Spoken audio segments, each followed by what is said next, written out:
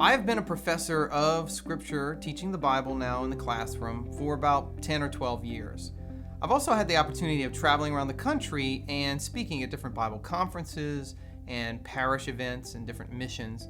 And during that time, I can't tell you how many parents have come up to me and said to me, I sent my son or my daughter off to college or the university or even to high school, a Christian, and then they came back an atheist or an agnostic, or at least struggling with their faith. They don't want to go to church anymore, saying things like, I'm not even sure I believe in Jesus.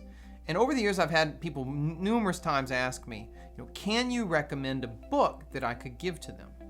And at the time, I really couldn't. I really didn't have an up-to-date book that would hit the basic question of why should I believe in Jesus at all? How do we know what he did and said? Can we really trust the Gospels, and who did he claim to be?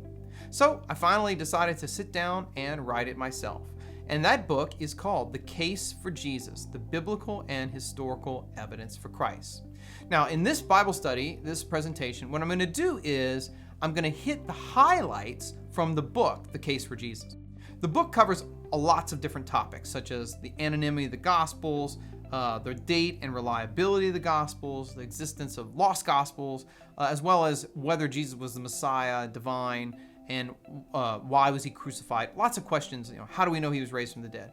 But in this presentation, what I'm going to do is we're going to go for the most important points. We're going to hit the highlights from the book, The Case for Jesus, that are essential for grasping the main reasons for why we as Christians believe that Jesus is in fact the Messiah, the Son of God. And so in this case, there are going to be three key topics that we cover in this presentation. Number one, were the Gospels really anonymous?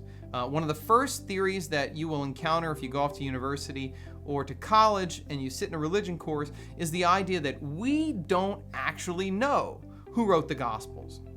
That the titles, Matthew, Mark, Luke, and John, were only added almost 100 years later after they were long dead, and they were added falsely only to give the Gospels authority. This is the theory of the anonymous Gospels. So in this presentation, we're going to look at, is that really true?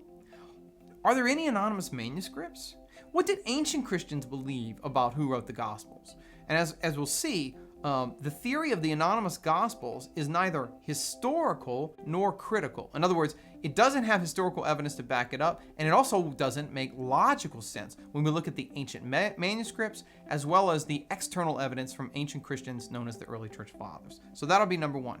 Number two, we're also going to look at the question, did Jesus claim to be God? Did he claim to be divine?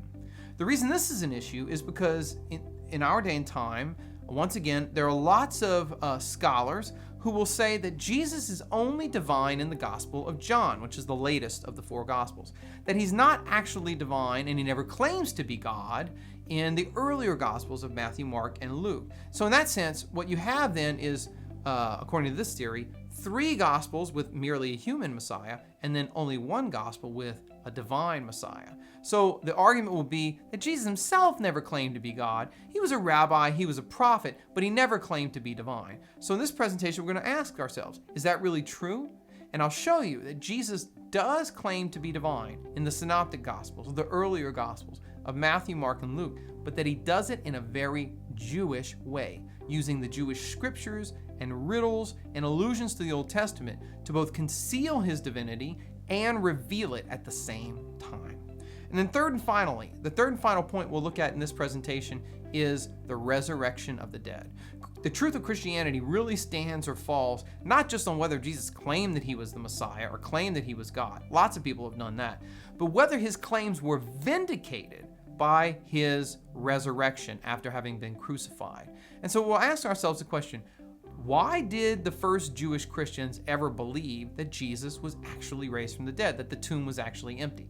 After all, first century people knew, just like modern day people, that ordinarily dead people stay dead. So why is it then that they said that this one man, Jesus of Nazareth, was not just alive again in spirit, but alive in his body? And what did that mean for who he had claimed to be during his public ministry? In other words, how did the resurrection vindicate Jesus' claims of divinity?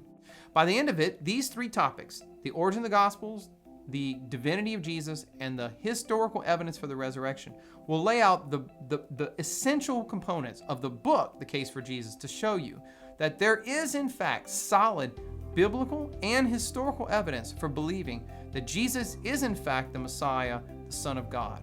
And so that each one of us, whoever we are, whether Protestant, Catholic, Jewish, a Buddhist, or a Muslim, or atheist or agnostic, whatever religious perspective you're coming from, look at the evidence and ask yourself, how do I answer Jesus' question to Peter? Who do you say that I am?